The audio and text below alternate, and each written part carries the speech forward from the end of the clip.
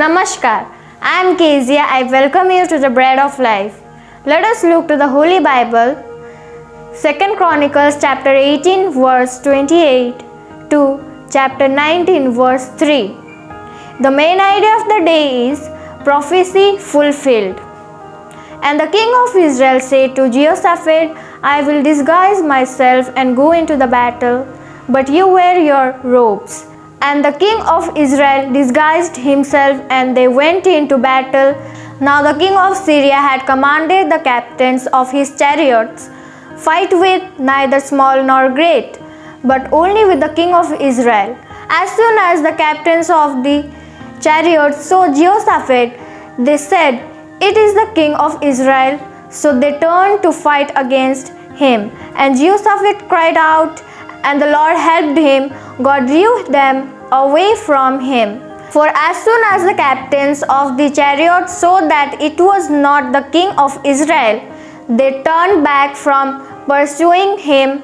But a certain man drew his bow at random and struck the king of Israel between the scale armor and the breastplate.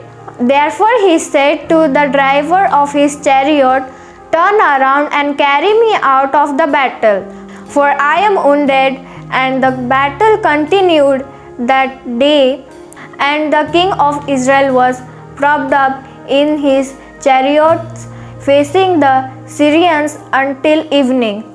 Then at sunset he died. Let's understand the word. The words from the prophet Micaiah troubled Ahab. That is why when they went out to fight against Syria, he had Jehoshaphat wearing his clothes.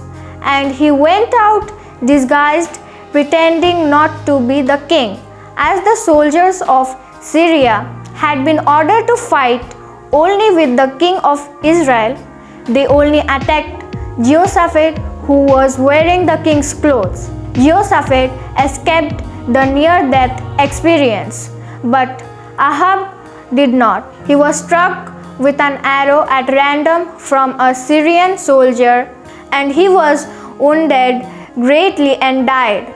Ahab was armored and was disguised, but he was not able to escape God, who allowed an arrow to go through a gap in the armor. May the Lord bless us with this word. Let's pray and practice. Dear God, thank you for your word. Please help us to believe in your words and live accordingly. In Jesus' name I pray. Amen.